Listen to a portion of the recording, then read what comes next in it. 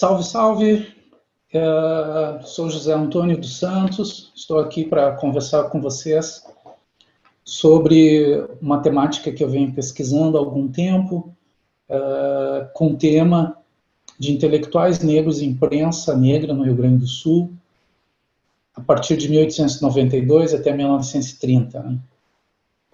Essa temática aí da imprensa negra no Rio Grande do Sul é uma temática que me instiga já desde a década de 90, né, quando eu fiz o meu mestrado, e sobre o jornal A Alvorada de Pelotas, e logo depois, já alguns anos depois, na realidade, né, desse segmento, buscando outros jornais da imprensa negra no Rio Grande do Sul, e daí fui apontando vários jornais em várias cidades, né.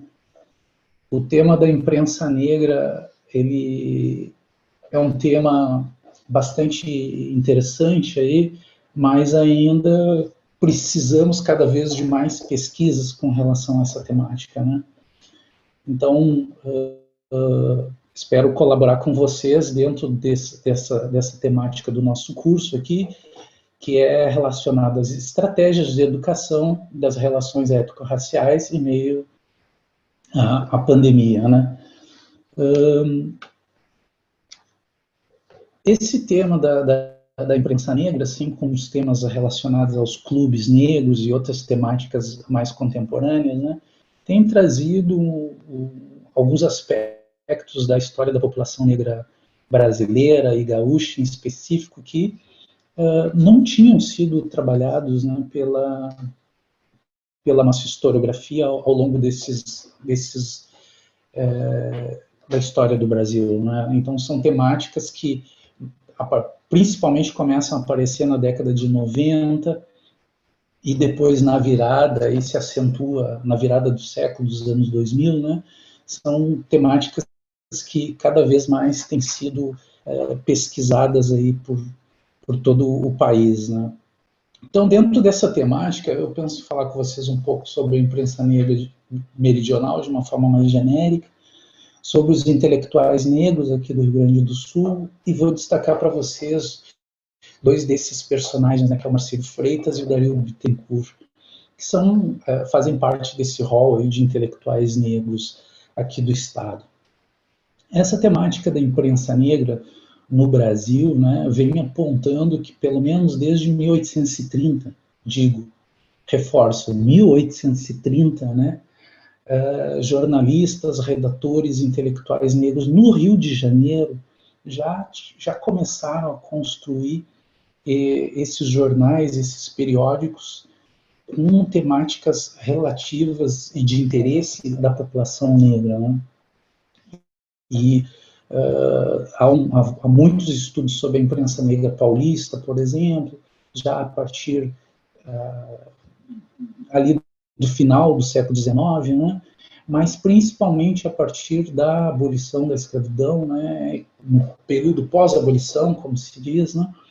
É que cada vez mais esses jornais acabam aparecendo no Brasil todo, né? E aqui no Rio Grande do Sul, um dos primeiros jornais que a gente tem, este que está na tela aqui para vocês, que é o jornal O Exemplo. É um jornal fundado em Porto Alegre em 1892, né, que vai até o início de 1930, e é um jornal referência não só na história do Rio Grande do Sul, mas na história do Brasil, porque na história da imprensa negra brasileira esse jornal é bastante referendado, assim como o jornal A Alvorada, que é um jornal de Pelotas, fundado em 1907, e que durou até a década de 1960, se tornando, portanto, o jornal da imprensa negra brasileira mais longevo, o jornal que durou mais na imprensa negra brasileira. Mas para nós, né, como vamos tratar dessa temática aqui mais específica ao Rio Grande do Sul, mas de um jeito ou outro sempre fazendo referência à história do Brasil, a história da imprensa negra ela é extremamente interessante, né, como eu disse, por um aspecto, porque foi um material de pesquisa que foi relegado, né, quando se fala da história do jornalismo no Brasil, por exemplo, praticamente não se fala desses jornais escritos pela população negra.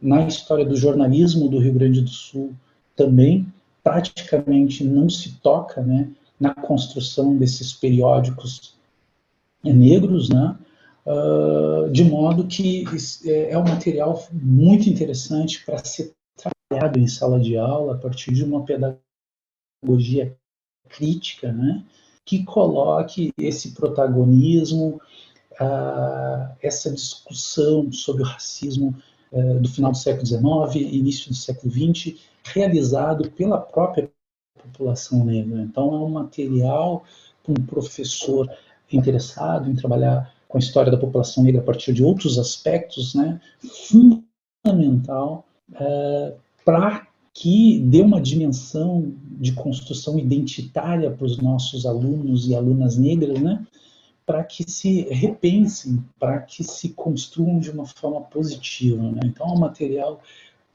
bastante rico para ser usado em sala de aula. Então, aqui já trago um exemplar, e num primeiro momento vou apresentar vários desses exemplares, né, capas desses jornais, para que vocês, né, professores e futuros pesquisadores, estudantes aí de licenciatura, historiadores ou professores de outras áreas, né, é um material riquíssimo aí para ser trabalhado em sala de aula e um material de pesquisa bastante importante aí para futuros pesquisadores, né.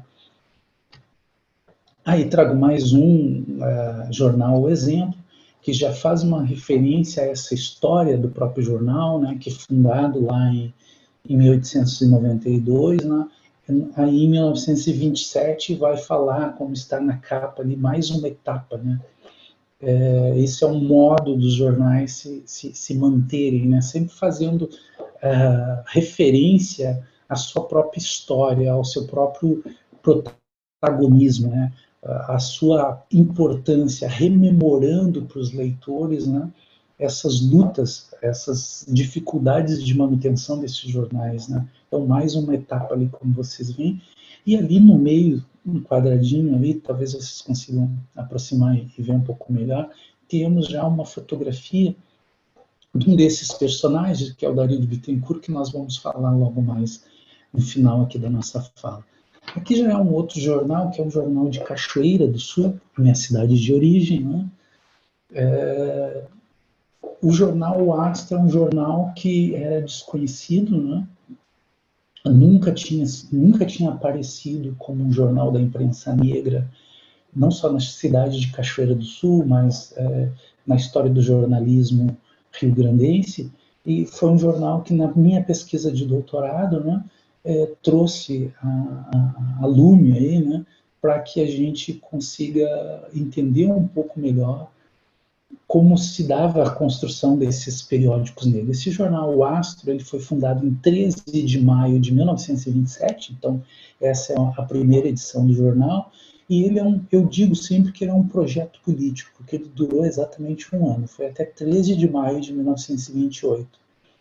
Então, O Astro, esses jornais, ele tem, no próprio nome, de uma certa forma, aponta para uma das principais características dos jornais da imprensa negra, criado por intelectuais, por redatores, por jornalistas negros, por profissionais, né, que eram alfabetizados, enquanto a grande maioria da população negra não era alfabetizada, esses criadores dos jornais eram alfabetizados, sabiam ler e escrever. Então, os títulos dos jornais, eles nos remetem a esse protagonismo, a essa necessidade desses jornalistas negros de se tornarem, de certa forma, exemplos, né, astros que vão irradiar para a grande maioria da população negra que não sabe ler nem escrever, um protagonismo, se tornarem, de fato, fachos de luz, né, um astro que passa no horizonte que ilumine essas trajetórias dessas outras pessoas. Então, os títulos dos jornais, eles são muito significativos nesse sentido. Então, não é à toa que se chama O Astro, né? E nesse quadrado ali do meio, em geral, tem-se ali o editorial do jornal, onde o jornal diz por que ele está sendo fundado, né? E ali, nesses espaços, nesses editoriais, em geral, eles já se colocam como jornais escritos por negros para um público de leitor de negros. Ou seja, vai tratar de questões, de temáticas, né? De artigos, a partir de artigos e de noticiários, de problemas, de necessidades, de divulgações que são específicas da comunidade negra. Né? Então, e também a data de fundação, né, 13 de maio de 1927, certamente nos diz alguma coisa, né, da fundação desses jornais. Né? Então, esse é o jornal Astro, então, de Cachoeira do Sul. Aí mais uma página desse jornal que já vai nos trazer, aí já é o último número desse jornal, em 13 de maio de 1928, e com uma figura emblemática ali do José do Patrocínio, esse abolicionista bastante conhecido, abolicionista negro bastante conhecido, e que circula como um herói, né, da população negra brasileira. Então, o José do Patrocínio é uma figura que muitas vezes, né, vai fazer parte desse panteão aí de abolicionistas, de intelectuais negros que vão estar circulando nesses jornais exatamente para que as trajetórias deles se tornem referências, se tornem exemplos, né, para outros negros e negras no Brasil. Né? Então, sendo um abolicionista negro do Rio de Janeiro, chega, né, até Cachoeira do Sul para ser colocado na página aí, na capa, né, do jornal O Astro em 13 de maio de 1928. Só para vocês terem ideia dessa possibilidade de se trabalhar com imagens como essa em sala de aula. Né? Então passamos para mais um jornal, que é o jornal A Hora, aí da cidade de Rio Grande, né? Importante, então, se pesquisar esses jornais, se ir até as bibliotecas, se trazer à tona esses jornais. Na minha tese, que foi defendida na PUC aqui do Rio Grande do Sul, em Porto Alegre, vocês vão ter lá algumas cópias desses jornais também ao final da tese, que vocês podem ir lá buscar esse material para ser utilizado em sala de aula. Então, esse é o jornal A Hora de Rio Grande, então, numa edição dele de 22 de fevereiro de 1925. Aí já temos o jornal A Tesoura, que é um jornal de Porto Alegre também, né? Que também faz parte dessa imprensa negra. Ali vocês vão ter como um subtítulo de jornal essa ideia de ser um crítico humorístico e noticioso. Né? Aqui do lado direito já vocês vão ver o carnê social, que vai tratar ali de temáticas, de questões das sociabilidades desse meio negro da cidade. Né? Lá em cima do jornal vocês já vão ter também um pouco esses aspectos relativos à distribuição dos jornais, né? Como eram feitas as trocas entre esses jornais. Então a gente vai ver esses jornais trocados praticamente por todo o estado. Este aqui, no caso em específico, coloquei a referência ali que ele foi trocado, ele foi endereçado para a redação do jornal O Suco, que era um jornal da imprensa negra de Santa Maria. Então, vocês têm ideia que da circulação desses jornais, eles eram, em geral, trocados entre eles, né? No meio operário, mas também no meio negro. Então, nesse caso desse exemplar, ele foi direcionado para a redação do jornal O Suco, que é um jornal da imprensa negra de Santa Maria, e possivelmente chegou até lá. Eles eram vendidos em bancas de jornais, eles mantinham assinaturas, então esses jornais eram pagos, né? Então havia essa possibilidade de manutenção dos jornais, né, a partir das suas assinaturas, né, que eram mensais, trimestrais, às vezes semestrais, né, também eram formas de manutenção desses jornais. Isso tudo para vocês terem uma ideia dessas possibilidades da imprensa negra, não só como estudo, mas como meio de se trabalhar em sala de aula, né? Aqui é o jornal O Suco, esse jornal de Santa Maria, um jornal também da imprensa negra, que lá em cima já tem também um nome ali de uma pessoa, né? O senhor Gabriel Rosa, para quem foi enviado esse jornal na avenida ali, o endereço e tudo mais, né? Para vocês terem uma ideia de como esses jornais circulavam nessas cidades. Aqui a gente já tem um pagamento adiantado, uma definição ali de valor que devia ser pago para o recebimento desse jornal mensal, no caso, e para vocês terem uma ideia de como esses jornais eram mantidos, ou seja, era muito importante que a população negra como um todo dessas cidades, né, apoiassem na manutenção desses jornais da imprensa negra. Então, para vocês terem ideia de como o envolvimento da sociedade era muito importante, das comunidades negras, né? E esses jornais não só eram trocados entre eles, eram enviados para vários lugares do Rio Grande do Sul e para fora do Rio Grande do Sul também. Esses jornais tinham uma circulação muito maior do que, em geral, a gente imagina, né? Então, a gente passa aqui para mais um número também desse mesmo jornal, para vocês verem lá na parte de trás do jornal. Isso é um pouco para vocês terem ideia de como esses jornais eles se organizavam, né?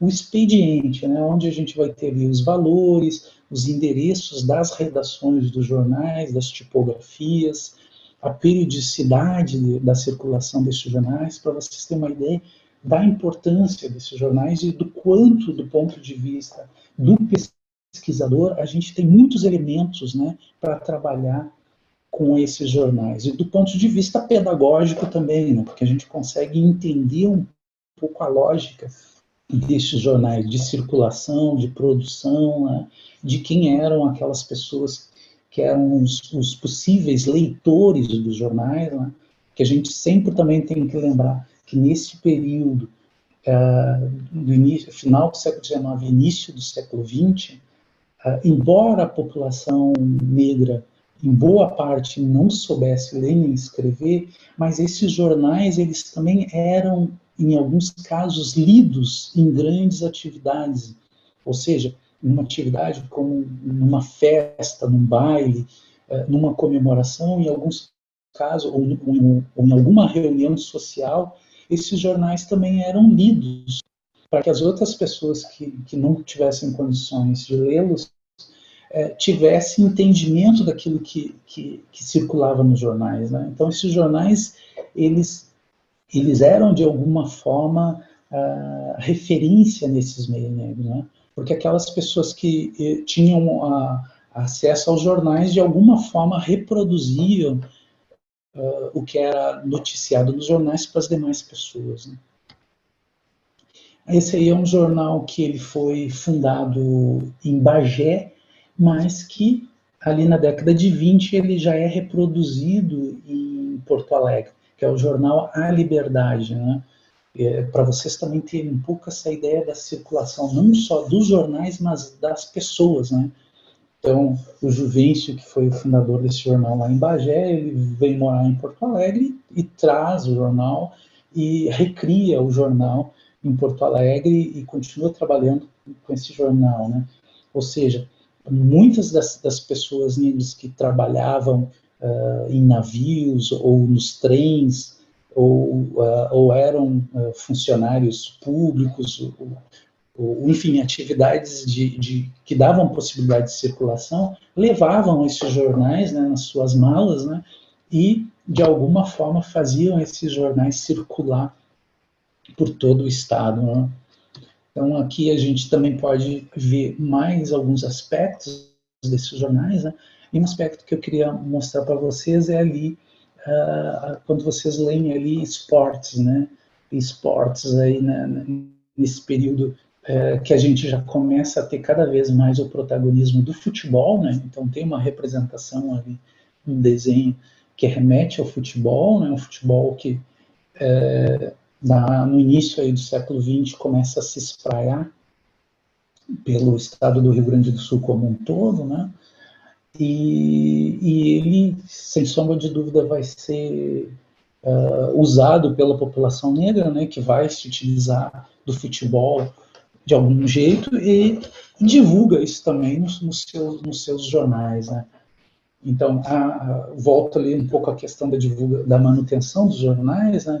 Em alguns casos eram cobrados pela divulgação de eventos, né. Também tinham as colunas sociais, os times, associações de futebol, associações carnavalescas, associações clubísticas, né, os clubes negros, né, que divulgavam nesses jornais também as suas atividades, as suas quermesses, os seus bailes, as suas festas, né, os seus desfiles de carnaval, e que eram reproduzidos nesses jornais da imprensa negra. Aqui eu trago um pouco alguns aspectos das sociabilidades do meio negro divulgadas nos jornais, né? Nessas colunas sociais dos jornais, que a gente vai ter lá aniversários, casamentos, as festas dos clubes bailantes, os culturais beneficentes, também muitas peças de teatro.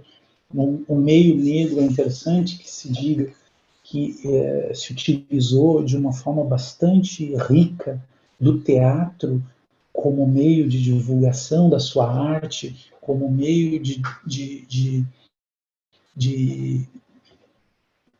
troca de informações, de construção de uma identidade negra, né?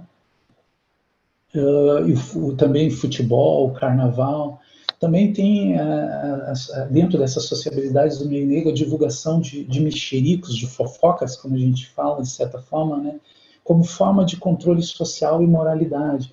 Então, tinham lá, em geral, algumas colunas no jornal que tinham nomes curiosos, como no jornal Alvorada, que tinha uma coluna chamada Pesquei, escrita pelo doutor Pescadinha, né, que dizia: pesquei a fulana aos beijos com fulano na porta da sua casa, no portão da sua casa, alguma coisa desse tipo, que era alguma forma de controle social, de moralidade, né, que esses jornais, em geral, se utilizavam, né, dentro daquela ideia de que esses intelectuais negros, né, se colocavam no papel de lideranças negras, né, e de alguma forma, né, queriam ajudar na educação da população negra. Então, se utilizavam dessas colunas do jornal como uma forma de controle social, de moralidade, né,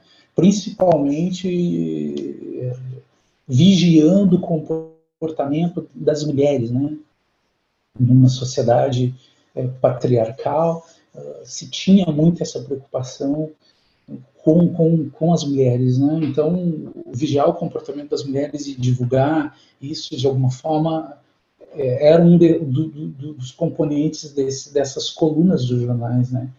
Que tratavam dessas temáticas. Mas também tinham preocupação em disciplinar para o trabalho, né? Então, muito preocupados com a questão, com questões cotidianas, né? Como o custo dos aluguéis, o baixa dos salários, aumento dos preços dos gêneros de primeira necessidade, mas também com trabalho e educação. Então, com relação ao trabalho, disciplinar para o trabalho também era uma das preocupações desses jornais, né? Ou seja, pensar como essa população negra deveria, de alguma forma, estar preparada para se inserir no mercado de trabalho, né?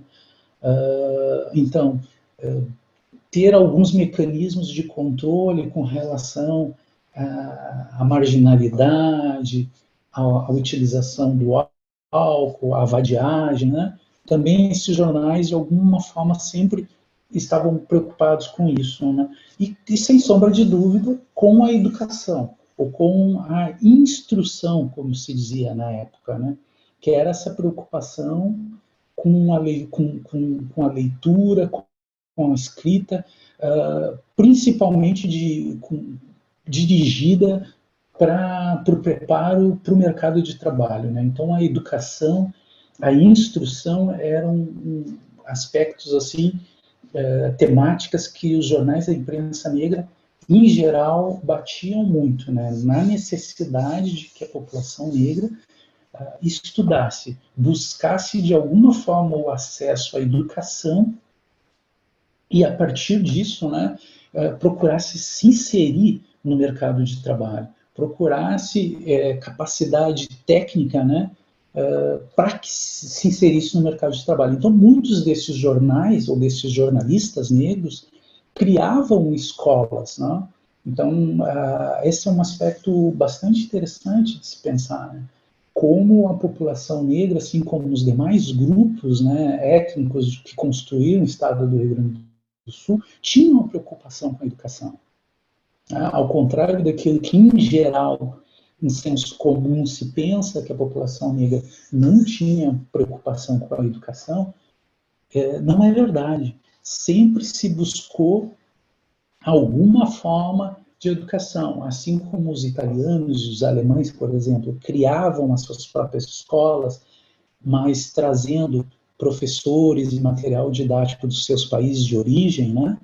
Então, as aulas nas escolas italianas e alemãs eram dadas com materiais e com professores falando as suas línguas originárias. Mas, e no caso da população negra, também criavam suas escolas, né? Em muitos casos abertas, inclusive, para famílias de imigrantes, mas sempre nesse sentido de dar condições, muito antes da inserção, da preocupação do Estado, dos governos e do Estado com a educação, as próprias populações buscavam isso. E no caso da população negra, tivemos vários casos dessas iniciativas preocupadas com a educação, principalmente a partir dos redatores desses jornais, né, que criavam em algum lugar das cidades, né, essas escolas, muitas vezes escolas noturnas, né, que procuravam atender essa necessidade da educação da população negra. Aí mais um aspecto do jornal O Exemplo para a gente pensar nessas discussões sobre a abolição. Então, 13 de maio era sempre uma referência para isso, né? Mas aí com duas imagens, né, que já nos fazem pensar, de um lado a princesa Isabel e do outro o José do Patrocínio, né? O que nos dá essa ideia do protagonismo da população negra na abolição da escravidão, né? Ou seja, não foi um ato benemérito, né, da princesa Isabel, em assinar a Lei Áurea, né, mas que teve a participação fundamental da população negra, né? E nesse caso, o próprio jornal lá da década de 20, em 13 de maio, vai trazer esse equilíbrio, né, da população negra, ou esse protagonismo, né, da população negra com relação à abolição da escravidão. É mais um jornal aí para a gente pensar um pouco desses aspectos que nas escolas, muitas vezes, a gente desconhece, né, e tem dificuldade para demonstrar para os nossos alunos o quanto a participação da população negra no processo de abolição foi fundamental. Ou seja, os negros tiveram uma participação bastante ativa no processo de libertação da escravidão, né? Então, aqui a gente já vai entrar, de uma certa forma, nessa ideia dos intelectuais negros, né? Aí eu coloco alguns que foram os fundadores do jornal O Exemplo, em Porto Alegre, jornal fundado em 11 de dezembro de 1892, né? E aí tem alguns nomes daqueles que fundaram o jornal, né? E eu vou destacar para vocês ali o nome do Marcílio de Freitas, né, que nasceu lá em 1876 e morreu em 1928. O jornal, o Exemplo, durou até 1930, mas o Marcílio, praticamente ali 2 anos antes, desapareceu. E eu acredito que, inclusive, foi um dos motivos que levou ao final do jornal O Exemplo, em 1930, foi a morte do Marcílio, porque o Marcílio de Freitas ele tinha um protagonismo, ele se utilizava de recursos próprios, inclusive, para a manutenção do jornal. E ele esteve na fundação do jornal e até o final da sua vida, em 1928, ele ajudou na construção do jornal. Ele foi um dos mais jovens lá a fundar o jornal e se manteve até o final da sua vida vinculado à manutenção do jornal O Exemplo, em Porto Alegre, né? Aqui é interessante a gente parar para pensar um pouco não só na estrutura de organização do jornal, que tinha dos jornais, né, que tinham que cobravam assinaturas e tudo mais, mas os locais da redação dos jornais, né, que eram lugares em geral que havia uma circulação bastante grande de pessoas. No caso do jornal O Exemplo, em Porto Alegre, ele foi fundado numa barbearia, né, da família Calixto, né, que era o famoso Salão Calixto, né, no centro, localizado no centro, ali na Rua dos Andradas, no 1247, no centro de Porto Alegre. Então, a redação dos jornais eram lugares, em geral, onde havia uma circulação de pessoas, né? E essas pessoas falavam dos seus principais problemas, e dentre outros desses problemas, sem sombra de dúvida que o racismo nas cidades, né, eram questões que vinham à tona nas redações dos jornais, né? E por isso, muitas vezes, da fundação dos jornais, né, como foi o caso do Exemplo, a partir dessas discussões entre eles, se achou necessidade de se fundar um jornal, mas também esses jornais também passavam, né, a divulgar esses casos de racismo, né, nas cidades, de preterimento de circulação dessas pessoas nas cidades, né? Então, em alguns cafés, algumas confeitarias, alguns teatros, né, essas pessoas eram proibidas de entrar, esses negros. Então, eles denunciavam isso nos jornais, né? Buscavam a necessidade de que a sociedade se modificasse e que a participação deles na construção da sociedade fosse valorizada, né? Então, se pensando que de fato, eles não deveriam, né, se manter nessas condições de inferioridade que era, de alguma forma, colocada pela sociedade como um todo, né? Então, se pensar a trajetória do que eu chamo aqui de intelectuais negros, é fundamental nesse sentido, né? Porque elas nos demonstram, né, aspectos que, em geral, se desconhece da história da população negra, que era esse papel dessas lideranças negras. Em geral, se tem a ideia de que muitos negros, quando ascendem socialmente, né, deixam de reconhecer os seus irmãos negros que ficaram em condições de pobreza ou de analfabetismo, né? Mas o trabalho com a história desses intelectuais negros nos mostram que, em muitos casos, não, que esses intelectuais negros, que essas lideranças negras tinham a preocupação com a inserção, com a educação, com a inserção no mercado de trabalho dessa população negra empobrecida, né, desempregada, analfabeta, né? E são vários esses casos desses jornalistas negros.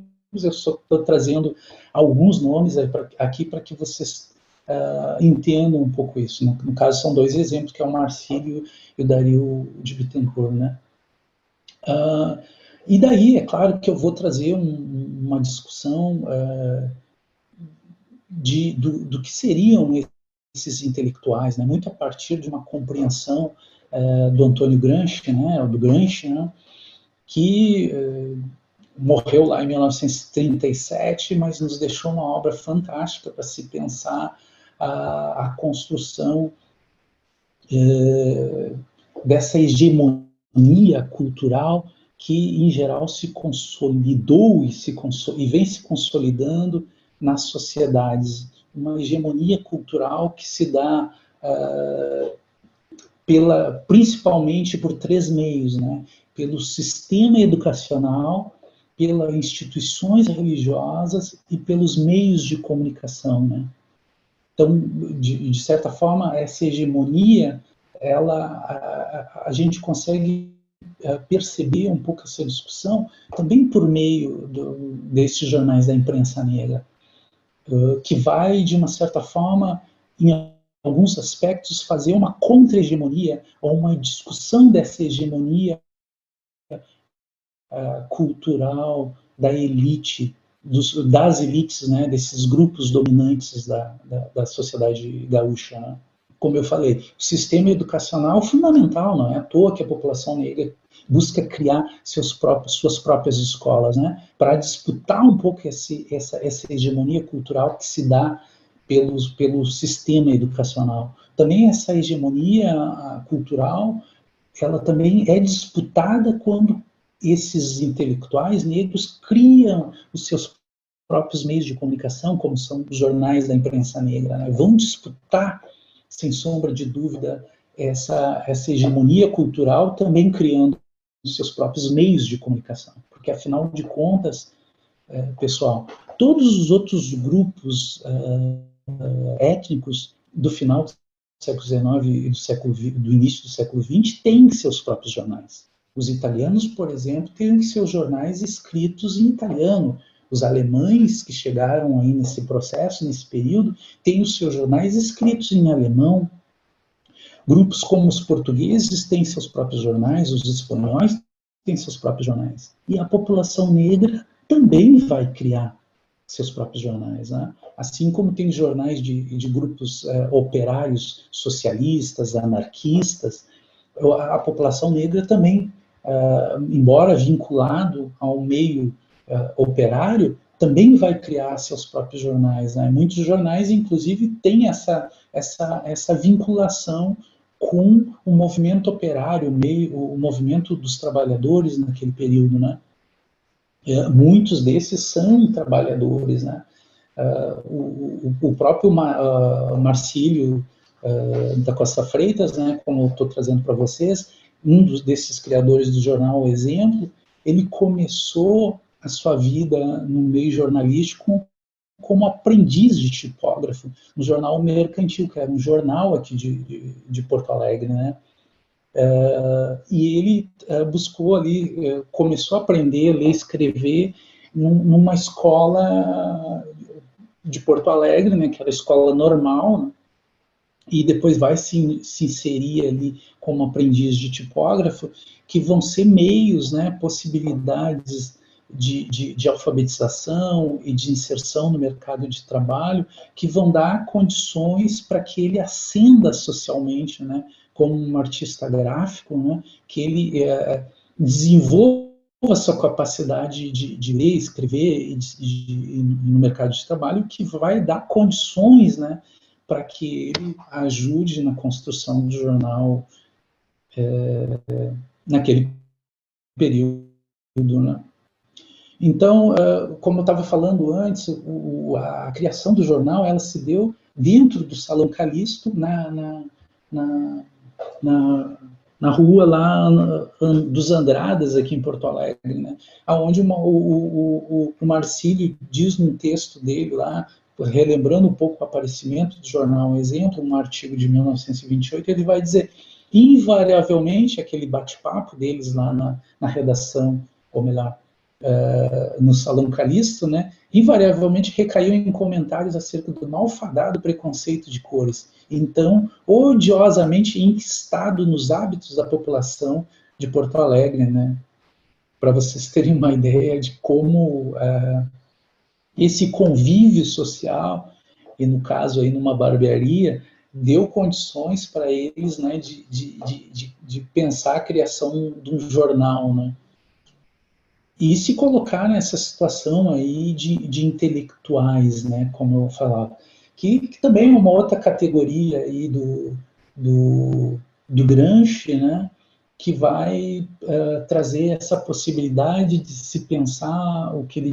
chamava dos intelectuais orgânicos, ou seja, a ideia de que todos os grupos sociais, do que as classes sociais, elas criam seus próprios intelectuais a partir de suas necessidades, né? E esses intelectuais, que são os intelectuais orgânicos, eles vão ser lideranças, eles vão ser portadores, né, da defesa dos interesses desses grupos, né, dessas classes sociais, né, que são esses intelectuais orgânicos. Então, nada mais interessante de se pensar esses fundadores desses jornais da imprensa negra como intelectuais orgânicos, como intelectuais negros, né? Não só pensando a categoria de intelectuais para os grandes escritores, para os políticos da época, mas pensando também essa categoria de intelectual para essa população negra. E, de fato, eles são intelectuais, eles sabem ler e escrever, eles leem o que é produzido no país na época, né, os principais, acompanham os principais jornais, as publicações da época, os principais livros, os principais intelectuais, os principais fatos políticos da época, e reproduzem isso nos jornais, né? Então, eles são intelectuais nesse sentido mais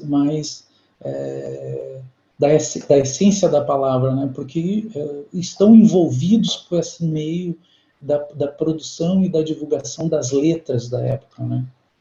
E são intelectuais aí do meio negro, porque defendem as questões desse meio negro. Aí temos uma foto aí, uma reprodução, obviamente, de uma imagem aí do Marcílio da Costa Freitas, né? Que foi funcionário público também, um dos principais meios aí de ascensão social desses intelectuais negros era a realização de concursos públicos, né? E daí passavam nesses concursos públicos e a partir disso, né, tinham uma certa estabilidade, né, da sua vida financeira, da sua vida material, né? Também a vinculação aos partidos políticos também fazia parte dessas possibilidades de ascensão social. No caso do Marcílio, além de funcionário público concursado, ele também fez parte do Clube Republicano Júlio de Castilhos. Então, o Partido Republicano Rio-Grandense, ele, que é o principal partido nesse período, né, teve a participação de vários desses intelectuais negros, né? Um deles, o Aurélio Veríssimo, o Aurélio, ele se inseriu no governo a partir, ou melhor, na estrutura de trabalho do governo do estado a partir de um concurso muito jovem, né? E ele foi ascendendo e se tornou secretário particular do Júlio de Castilhos, depois do Borges de Medeiros. O Aurélio Veríssimo foi um dos que, Aurélio Veríssimo Bittencourt, foi um dos que patrocinou a fundação do jornal O Exemplo, em Porto Alegre, em 1892. E o Aurélio se inseriu na estrutura organizativa política do Rio Grande do Sul a partir de um concurso. E ele era um negro, né, que casou 2 vezes com mulheres negras, ele era originário de Jaguarão e depois se torna funcionário do governo e vai ascendendo socialmente até a ser secretário, né, de governo do Júlio de Castilhos e de Borges de Medeiros. Mas mesmo assim, o Aurélio se meio negro porto-alegrense, defendia os interesses da população negra do Estado também, muitas vezes, e tem pesquisa sobre a biografia do Aurélio Veríssimo de Bittencourt, que vocês também podem, o professor Paulo Moreira fez essa pesquisa, vocês podem procurar aí na internet se tiver interesse, é interessantíssima essa trajetória dele, assim como do Marcílio também, e de vários outros, como eu vou trazer aqui. Então, ele foi presidente de clubes negros da cidade e tudo mais, né? E aqui a gente já vê um outro expediente, né, dessa inserção nessa estrutura religiosa da cidade, que foi um outro meio também de uma outra possibilidade de inserção social, de integração social, mas também de ascensão social do meio negro, também foram as irmandades religiosas, né? Então aí a gente traz um outro aspecto daquela discussão sobre hegemonia cultural do Gramsci, né? Que seria, como eu falei, o sistema educacional, os meios de comunicação e as instituições religiosas. E aí temos uma delas, né?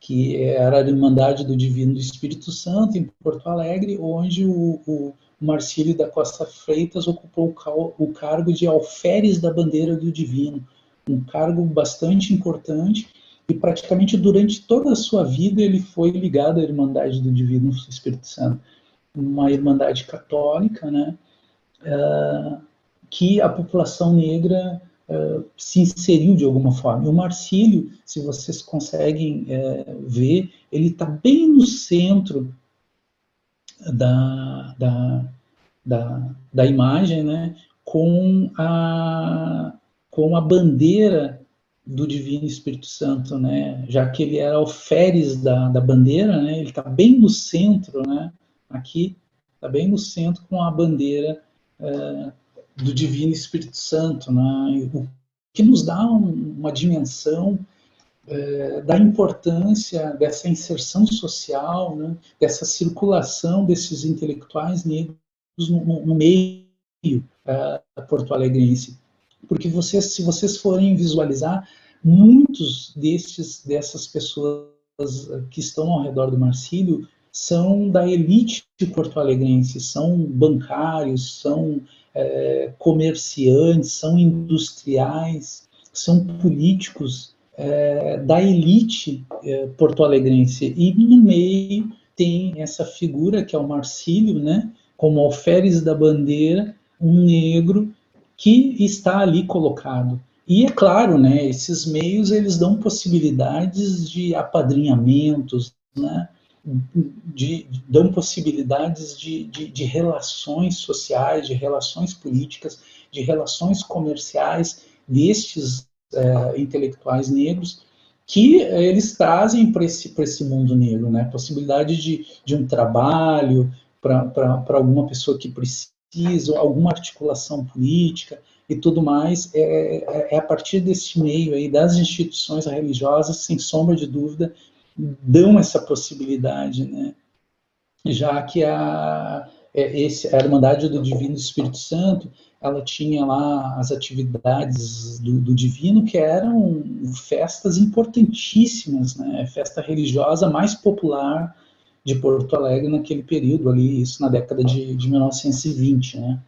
Então, para vocês terem uma ideia dessa capacidade de articulação e de inserção dos negros na sociedade, né? Mas, claro, muitas vezes eles não podiam ir nas festas sociais, nas festas bailantes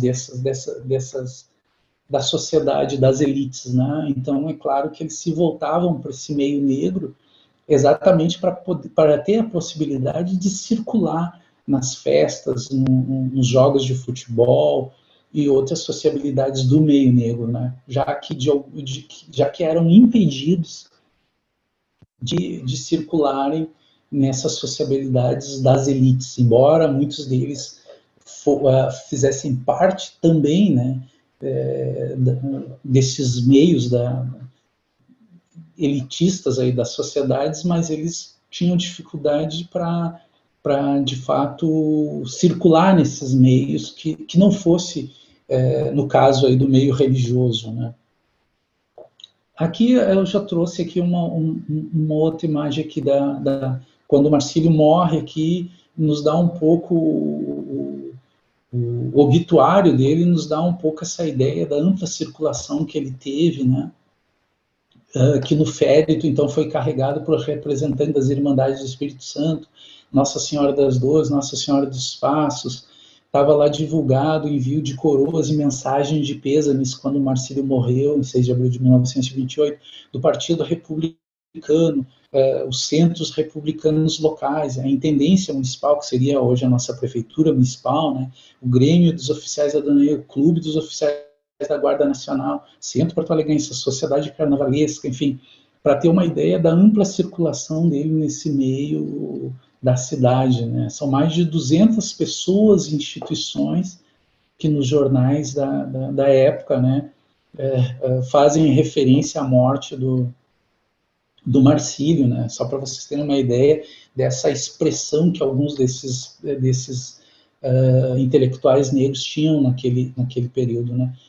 E aqui trago, para finalizar, né, uma outra dessas figuras, que era o Dario de Bittencourt, que nasce em 1901 e morre em 1974. Ele é filho de dois dos fundadores, é filho de um dos fundadores do jornal O Exemplo, em 1892, e ele, na década de 20, vai se inserir nesse grupo mantenedor do jornal O Exemplo, né, para manter uma origem ali de trabalho, né, voltado a esse meio negro, iniciado lá pelo seu pai, o Aurélio Veríssimo de Bittencourt Júnior, né, e do seu avô, que é o Aurélio Veríssimo de Bittencourt, esse que eu falava anteriormente, que foi secretário do Júlio de Castilhos de Borges de Medeiros, que era avô do Dario de Bittencourt, ajudou a criar o Dario de Bittencourt e ajudou a manter o jornal O Exemplo, e o Dario, com seus 20 e poucos anos, também vai se inserir ali no grupo mantenedor do jornal O Exemplo, e eu trago aqui a figura dele a partir de agora, tá? Então aí ele já está se formando em Direito na Universidade do Rio Grande do Sul, não era Federal do Rio Grande do Sul naquele período, era a Universidade do Rio Grande do Sul, que depois se tornou a URGS, né? O Dario de Bittencourt se formando ali na década de 20 em Direito nessa universidade, o que nos dá uma outra dimensão também, né, dessa possibilidade de formação acadêmica, da possibilidade de formação profissional, de inserção dessa população negra nesse meio branco da sociedade hegemônica naquele período, né? Mas que muitos desses, como no caso do Dario, se utilizava dessa possibilidade também para reforçar os seus laços, né, com a população negra, para, de alguma forma, fortalecer a sua possibilidade de liderança, né, deste meio, né, de intelectual nesse meio, sendo um intelectual que circulava, né, entre as elites e os meios populares, se tornando um mediador nesse processo, né, assim como outros, como eu falei anteriormente, né. Então, o Dario, ele também vai escrever livros em defesa do sindicalismo na época, né, dos operários, do meio operariado naquele período, né, na década de 30, escrevendo alguns livros ali do direito dos empregados sindicalizados e tudo mais. Ele vai ser um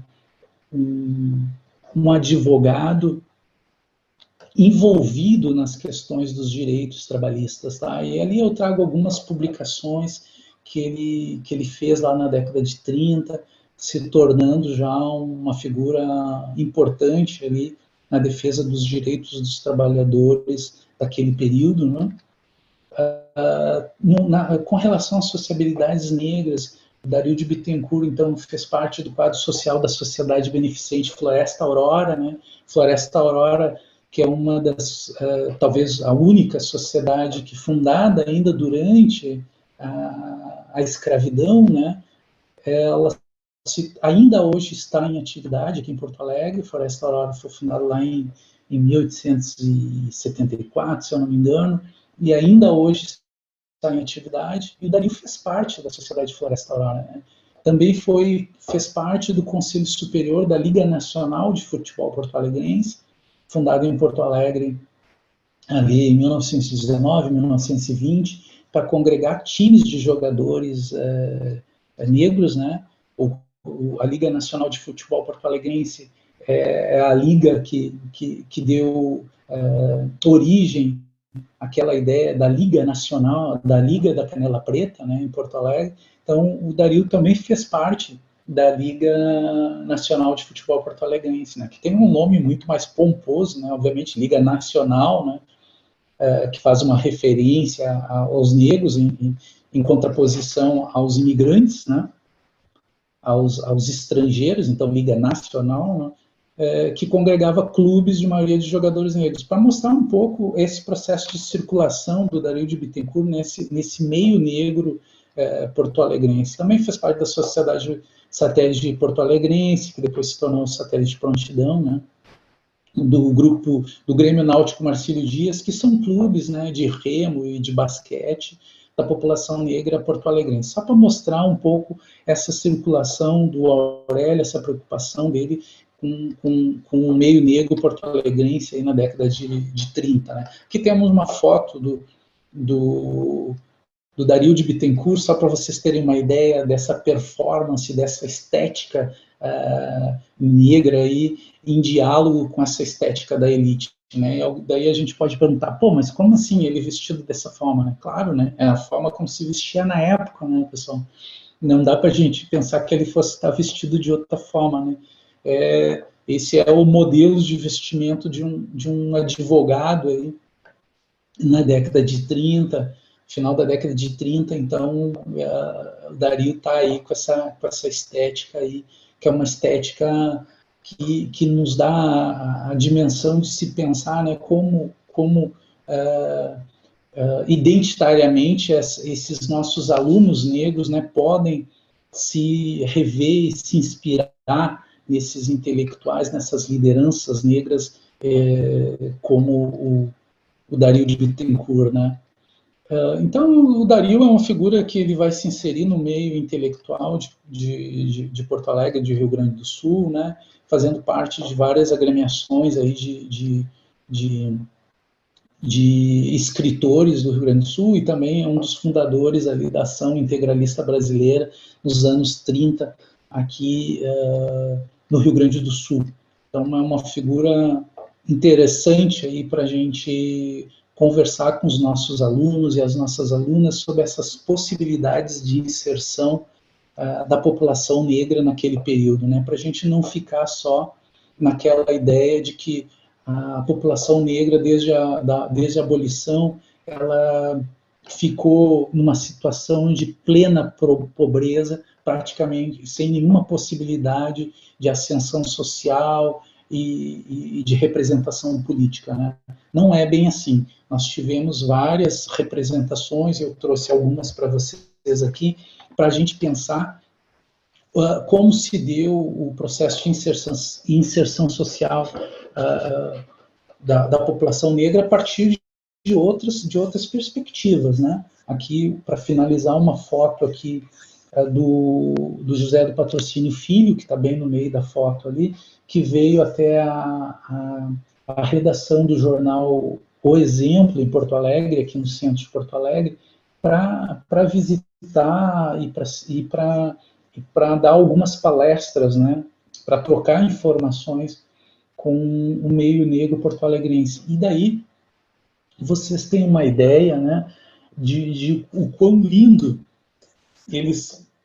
esses intelectuais negros se mostram nessa foto, né, tão bem vestidos, né, tão bem comportados, enfim, comportados obviamente entre aspas, porque o jornal se manteve até a década de 30 contrário a esse processo de hegemonia cultural das elites porto-alegrenses e do Rio Grande do Sul, né, denunciando casos de racismo, denunciando preconceitos com relação à população negra, a inserção da população negra na sociedade gaúcha, né?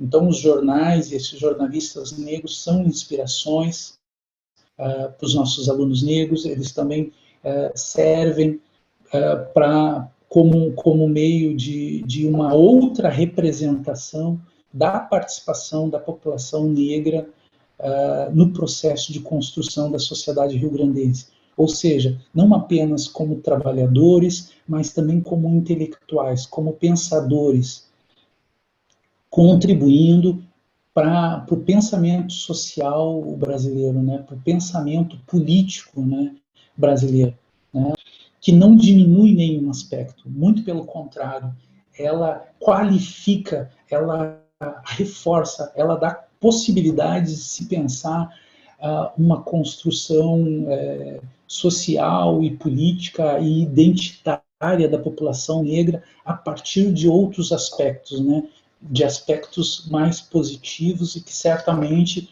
engrandecerão, né, o quadro histórico, social e político e econômico, né, de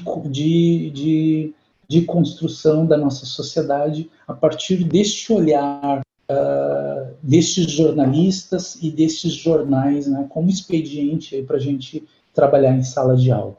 É isso, pessoal. Muito obrigado aí pela atenção de todos.